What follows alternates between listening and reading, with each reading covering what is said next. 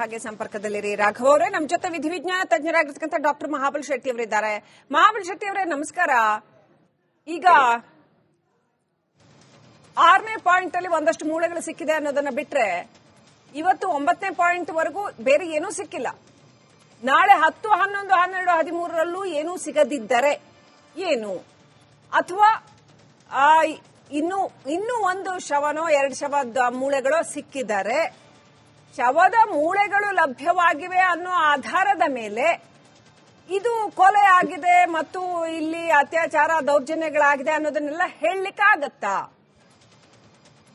ಇಲ್ಲ, ಖಾಲಿ ಮೂಳೆಯಿಂದ ಕೊಲೆ ಆಗ್ಬೇಕಂತ ಹೇಳಿದ್ರೆ ಅದರಲ್ಲಿ ಒಂದು ಫೈರ್ ಆರ್ಮ್ ಇಂಜರಿ ಆಗಬೇಕು, ಇಲ್ಲ ಕತ್ತಿಯಲ್ಲಿ ಕಡ್ದಿರ್ಬೇಕು. ಅದು ಬಿಟ್ಟು ಈಗ ಮೂಳೆಯಲ್ಲಿ ಮತ್ತು ಪಾಯ್ಸನಿಂಗ್ ಕೊಟ್ಟು ಸಾಯಿಸಿರ್ಬೇಕು. ಇಷ್ಟು ಬಿಟ್ರೆ ಬೇರೆ ಯಾವುದರಲ್ಲಿ ಗೊತ್ತಾಗುದಿಲ್ಲ. ಮೂಳೆಯಲ್ಲಿ ಇದು ಎಲೆಕ್ಟ್ರಿಕ್ ಶಾಕ್ ಆ ತರದೆಲ್ಲ ಗೊತ್ತಾಗತ್ತಾ? ಮೂಳೆಯಲ್ಲಿ ಗೊತ್ತಾಗುದಿಲ್ಲ. ಈಗ ಇನ್ನೊಂದು ವಿಷಯ, ಅದರಲ್ಲಿ ಐಡೆಂಟಿಫಿಕೇಶನ್ ಆಗದೆ ಕೇಸ್ ಓಪನ್ ಆಗುದಿಲ್ಲ. ಫಸ್ಟ್ ಅಂಡ್ ಫಾರ್ಮೋಸ್ಟ್ ಪೊಲೀಸರಿಗೆ ಇರುವುದು ಈಗ ಐಡೆಂಟಿಫಿಕೇಶನ್. ಈಗ ಮೂಳೆಯಿಂದ ಎಷ್ಟು ಹೈಟ್, ಎಷ್ಟು ಪ್ರಾಯ, ಗಂಡಸದ ಹೆಂಗಸದ ಹೇಳಿದ್ಮೇಲೆ ಅವರು ಅದನ್ನು DNA ತೆಗೆದು DNA ರೆಡಿ ಮಾಡಿ ಇರ್ತಾರೆ. ಯಾರಾದ್ರೂ ಬಂದು ಕ್ಲೇಮ್ ಮಾಡಿದ್ರೆ ಐಡೆಂಟಿಫೈ ಆಗಬಹುದು. ಬಟ್ ಇವನ್ DNA ಸಹ ಈಗ 25 ವರ್ಷದ ಬಾಡಿಯಲ್ಲಿ DNA ಸಹ ಕಡಿಮೆ ಇರ್ತದೆ. ಯಾಕಂದ್ರೆ DNA ಬೇಸ್ಡ್ ಆನ್ ಆಲ್ಕಲಿನಿಟಿ, ಅಲ್ಲಿ ನೀರು, ಮಣ್ಣಿನಲ್ಲಿ ಏನಿದೆ ಅದ್ರ ಮೇಲೆ, ಖಾಲಿ ಹಲ್ಲಲ್ಲಿ ಮತ್ತು ತಲೆ ಬುರುಡೆಯಲ್ಲಿ ಮಾತ್ರ ಸಿಗ್ಬಹುದು. ಇವನ್ ಲಾಂಗ್ ಬೋನ್ ಅಲ್ಲಿ ಸಿಗುದು ಕಷ್ಟ ಇದೆ ಕೆಲವು ಸರಿ DNA 25 ವರ್ಷ ಆದ್ರೆ. ಸೊ ನಾನು ವಾಪಸ್ ಮತ್ತೆ ಬರ್ತೀನಿ, ದಯವಿಟ್ಟು ಹಾಗೆ ಸಂಪರ್ಕದಲ್ಲಿರಿ. ಸರ್, ನಾನು ಅದೇ ಪ್ರಶ್ನೆಯನ್ನ ಲೋಕೇಶ್ವರಪ್ಪ ಸರ್ಗೆ ಕೇಳೋದಕ್ಕೆ ಇಷ್ಟಪಡ್ತೀನಿ. ಲೋಕೇಶ್ವರಪ್ಪ, ಈಗ identification it self is the problem. ಹೆಂಗ್ ಮಾಡ್ತಾರೆ? ಈಗ ವಿಧಿವಿಜ್ಞಾನ ತಜ್ಞರು ನೆನೇನು ಮಾತಾಡಿದ್ರು. ಅವ್ರು ಹೇಳಿದ್ರು ಲಿಂಗ, ಸಾಯುವಾಗ ಅದರ ವಯಸ್ಸು ಮತ್ತು ಆ ಸತ್ತಿರುವ ವ್ಯಕ್ತಿಯ ಹೈಟು, ಇಷ್ಟು ಬಿಟ್ರೆ ಮತ್ತೇನು ಹೇಳಕ್ಕಾಗಲ್ಲ ಅಂತ. ಹೇಗೆ ಐಡೆಂಟಿಫೈ ಮಾಡ್ತಾರೆ? ಯಾರದ್ದು?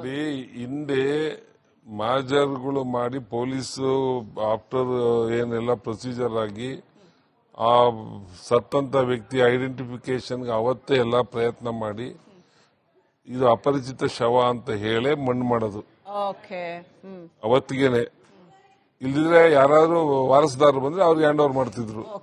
ಯಾರೋ ಬರೆದಿದ್ದಕ್ಕೆ ಏನಾಗುತ್ತೆ, ಈ ಧಾರ್ಮಿಕ ಸ್ಥಳಗಳಿಗೆ ಸಾಮಾನ್ಯವಾಗಿ ತೀರಾ ಮನೆಯಲ್ಲಿ ವಯಸ್ಸಾದಂತವ್ರನ್ನ, ಈಗ ಸಿಕ್ಕಿರೋದು ಅಪರಿಚಿತ ಶವ ಹೌದಲ್ವಾ? ಅಲ್ಲ, ಅದೇ ಹೇಳ್ದೆ. ಈಗ ಪೊಲೀಸ್ ಡಾಕ್ಯುಮೆಂಟ್ ಅಲ್ಲೂ 16ನೇ ಇಸ್ವಿಗೆ ಮೊದಲು ಅಲ್ಲಿ ಮಶಾಣ ಇಲ್ದಾಗ, ಈಗ ಏನೋ ಸ್ವಚ್ಛತಾ ಕಾರ್ಯಕ್ರಮದ ವ್ಯಕ್ತಿ ಹೇಳ್ದ, ಆತರ ಸಿಕ್ದವು ಪೊಲೀಸ್ ಮಾಜಾರ್ ಮಾಡೋರು, ಯಾರು ವಾರಸ್ದಾರಿದ್ರೆ ತಗೊಂಡೋಗೋರು, ವಾರಸ್ದಾರಿಲ್ದ್ರೆ ಅಲ್ಲೇ ದಫನ್ ಮಾಡೋರು ಅಂತ ಹೇಳಿದ್ರು. ಸೊ ಆ ತರದ ದಫನ್ಗಳಾಗಿರೋವು ಅವತ್ತಿಗೆ ಅಪರಿಚಿತವಾಗಿದ್ದವು. ಆದ್ರೆ 25 ವರ್ಷದಿಂದ ಅಪರಿಚಿತ ಹೇಳ್ತಾ ಇದ್ದಾನೆ, ಅದು ಮಹಿಳೆಯ ಶವ, ನಾನೇ ಹೂತಿರ್ತಕ್ಕಂಥದ್ದು ಅಂತ ಹೇಳ್ತಾ ಇರ್ತಾನೆ. ಆದ್ರೆ ವಿಧಿವಿಜ್ಞಾನ ತಜ್ಞರು ಹೇಳಿದ್ರು ಮೊನ್ನೆ ಆ ಮೂಳೆಗಳು ಪುರುಷನದ್ದು ಅಂತ. ಈಗ ಯಾರದನ್ನ ನಂಬಬೇಕು ಅಂತ ಕಾನೂನಲ್ಲೂ ಇದೆ. ಕೋರ್ಟ್ ಯಾವ್ದನ್ನ ನಂಬುತ್ತೆ? ಇವನ್ ಹೇಳಿದ್ ನಂಬುತ್ತೆ, FSL ಎಕ್ಸ್ಪರ್ಟ್ ಹೇಳಿದ್ ನಂಬುತ್ತೆ. ಸಿಂಪಲ್ ಲಾಜಿಕ್ ಅದು. ಅವನು ಏನ್ ಹೇಳ್ದ, ಅಲ್ಲೊಂದು ಹೆಣ ಇದೆ ಅಂದ, ಮೂಳೆ ಸಿಕ್ಕ ತಕ್ಷಣ ಇನ್ನ 5-6 ಹೆಣ ಇದೆ ಹುಡುಕಿ ಅಂತ ಹೇಳ್ದ. ಆ ವಿಚಾರನೂ ಬಂತು. ಮೊದಲೇ ಯಾಕೆ ಹೇಳಲಿಲ್ಲ ಅದನ್ನ ಅವನು? ಇಲ್ಲ 5-6 ಹೆಣ ಉಣಿದ್ದೆ ಅಂತ ಹೇಳಿ ಅವ್ನಿಗೆ ಒಂದು ಮೂಳೆ ಕಂಡ ತಕ್ಷಣ ಇನ್ನ 5-6 ಅಂತ ಹೇಳ್ತಾನೆ.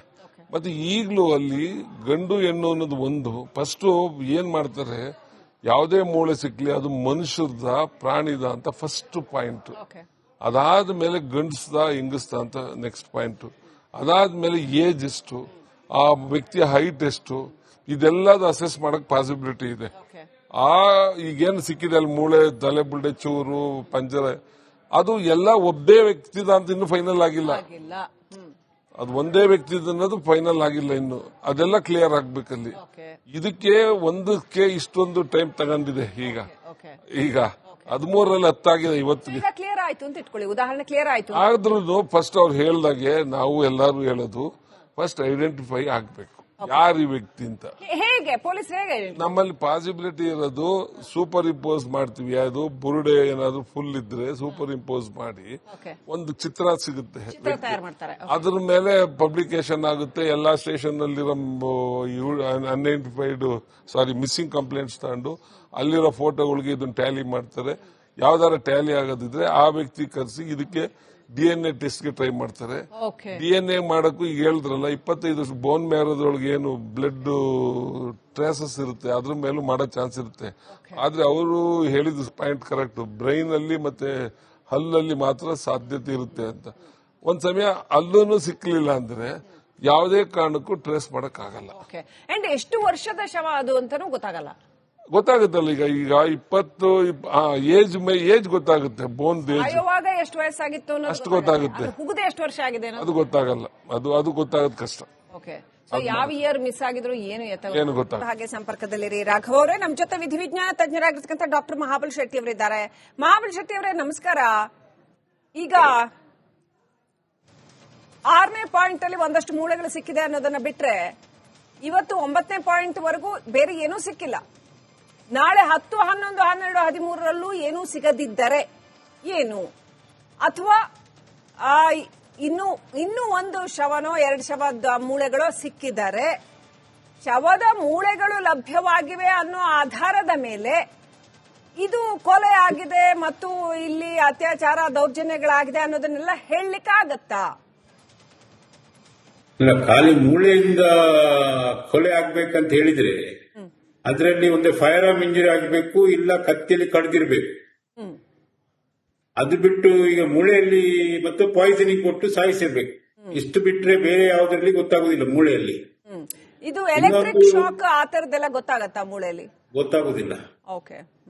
ಈಗ ಇನ್ನೊಂದು ವಿಷಯ, ಅದರಲ್ಲಿ ಐಡೆಂಟಿಫಿಕೇಶನ್ ಆಗದೆ ಕೇಸ್ ಓಪನ್ ಆಗುದಿಲ್ಲ.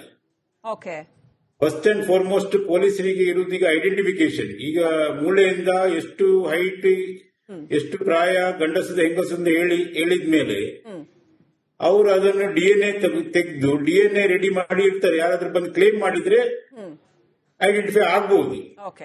ಬಟ್ ಇವನ್ DNA ಸಹ ಈಗ 25 ವರ್ಷದ ಬಾಡಿಯಲ್ಲಿ DNA ಸಹ ಕಡಿಮೆ ಇರ್ತದೆ. ಯಾಕಂದ್ರೆ DNA based on alkalinity.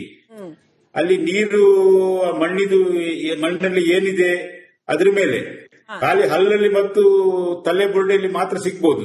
Even long ಬೋನ್ ಅಲ್ಲಿ ಸಿಗುದು ಕಷ್ಟ ಇದೆ ಕೆಲವು ಸರಿ DNA 25 ವರ್ಷ ಆದ್ರೆ. ಸೊ ನಾನು ವಾಪಸ್ ಮತ್ತೆ ಬರ್ತೀನಿ, ದಯವಿಟ್ಟು ಹಾಗೆ ಸಂಪರ್ಕದಲ್ಲಿರಿ. ಸರ್, ನಾನು ಅದೇ ಪ್ರಶ್ನೆಯನ್ನ ಲೋಕೇಶ್ವರಪ್ಪ ಸರ್ಗೆ ಕೇಳೋದಕ್ಕೆ ಇಷ್ಟಪಡ್ತೀನಿ. ಲೋಕೇಶ್ವರಪ್ಪ, ಈಗ identification it self is the problem. ಹೆಂಗ್ ಮಾಡ್ತಾರೆ? ಈಗ ವಿಧಿವಿಜ್ಞಾನ ತಜ್ಞರು ನೆನೇನು ಮಾತಾಡಿದ್ರು. ಅವ್ರು ಹೇಳಿದ್ರು ಲಿಂಗ, ಸಾಯುವಾಗ ಅದರ ವಯಸ್ಸು ಮತ್ತು ಆ ಸತ್ತಿರುವ ವ್ಯಕ್ತಿಯ ಹೈಟು, ಇಷ್ಟು ಬಿಟ್ರೆ ಮತ್ತೇನು ಹೇಳಕ್ಕಾಗಲ್ಲ ಅಂತ. ಹೇಗೆ ಐಡೆಂಟಿಫೈ ಮಾಡ್ತಾರೆ? ಯಾರದ್ದು? ಹಿಂದೆ ಮಾಜರ್ಗಳು ಮಾಡಿ ಪೊಲೀಸು ಆಫ್ಟರ್ ಏನೆಲ್ಲ ಪ್ರೊಸೀಜರ್ ಆಗಿ ಆ ಸತ್ತಂತ ವ್ಯಕ್ತಿ ಐಡೆಂಟಿಫಿಕೇಶನ್ಗೆ ಅವತ್ತೇ ಎಲ್ಲ ಪ್ರಯತ್ನ ಮಾಡಿ ಇದು ಅಪರಿಚಿತ ಶವ ಅಂತ ಹೇಳೇ ಮಣ್ಣು ಮಾಡೋದು ಅವತ್ತಿಗೆನೆ. ಇಲ್ದಿದ್ರೆ ಯಾರಾದ್ರೂ ವಾರಸುದಾರರು ಬಂದ್ರೆ ಅವ್ರಿಗೆ ಹ್ಯಾಂಡ್ ಓವರ್ ಮಾಡ್ತಿದ್ರು. ಯಾರೋ ಬರೆದಿದ್ದಕ್ಕೆ ಏನಾಗುತ್ತೆ, ಈ ಧಾರ್ಮಿಕ ಸ್ಥಳಗಳಿಗೆ ಸಾಮಾನ್ಯವಾಗಿ ತೀರಾ ಮನೆಯಲ್ಲಿ ವಯಸ್ಸಾದಂತವ್ರನ್ನ, ಈಗ ಸಿಕ್ಕಿರೋದು ಅಪರಿಚಿತ ಶವ ಹೌದಲ್ವಾ? ಅಲ್ಲ, ಅದೇ ಹೇಳ್ದೆ. ಈಗ ಪೊಲೀಸ್ ಡಾಕ್ಯುಮೆಂಟ್ ಅಲ್ಲೂ 16ನೇ ಇಸ್ವಿಗೆ ಮೊದಲು ಅಲ್ಲಿ ಮಶಾಣ ಇಲ್ದಾಗ ಈಗ ಏನೋ ಸ್ವಚ್ಛತಾ ಕಾರ್ಯಕ್ರಮದ ವ್ಯಕ್ತಿ ಹೇಳ್ದ, ಆತರ ಸಿಕ್ದವು ಪೊಲೀಸ್ ಮಾಜಾರ್ ಮಾಡೋರು, ಯಾರು ವಾರಸ್ದಾರಿದ್ರೆ ತಗೊಂಡೋಗೋರು, ವಾರಸ್ದಾರಿಲ್ದ್ರೆ ಅಲ್ಲೇ ದಫನ್ ಮಾಡೋರು ಅಂತ ಹೇಳಿದ್ರು. ಸೊ ಆ ತರದ ದಫನ್ಗಳಾಗಿರೋವು ಅವತ್ತಿಗೆ ಅಪರಿಚಿತವಾಗಿದ್ದವು. ಆದ್ರೆ 25 ವರ್ಷದಿಂದ ಅಪರಿಚಿತ ಹೇಳ್ತಾ ಇದ್ದಾನೆ, ಅದು ಮಹಿಳೆಯ ಶವ, ನಾನೇ ಹೂತಿರ್ತಕ್ಕಂಥದ್ದು ಅಂತ ಹೇಳ್ತಾ ಇರ್ತಾನೆ. ಆದ್ರೆ ವಿಧಿವಿಜ್ಞಾನ ತಜ್ಞರು ಹೇಳಿದ್ರು ಮೊನ್ನೆ ಆ ಮೂಳೆಗಳು ಪುರುಷನದ್ದು ಅಂತ. ಈಗ ಯಾರದನ್ನ ನಂಬಬೇಕು ಅಂತ ಕಾನೂನಲ್ಲೂ ಇದೆ. ಕೋರ್ಟ್ ಯಾವ್ದನ್ನ ನಂಬುತ್ತೆ? ಇವನ್ ಹೇಳಿದ್ ನಂಬುತ್ತೆ, FSL ಎಕ್ಸ್ಪರ್ಟ್ ಹೇಳಿದ್ ನಂಬುತ್ತೆ. ಸಿಂಪಲ್ ಲಾಜಿಕ್ ಅದು.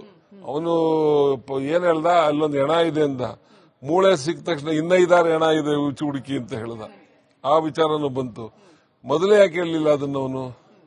ಇಲ್ಲಿ 5 ಹೆಣ ಉಣಿದ್ದೆ ಅಂತ ಹೇಳಿ ಅವ್ನಿಗೆ ಒಂದು ಮೂಳೆ ಕಂಡ ತಕ್ಷಣ 5 ಅಂತ ಹೇಳ್ತಾನೆ.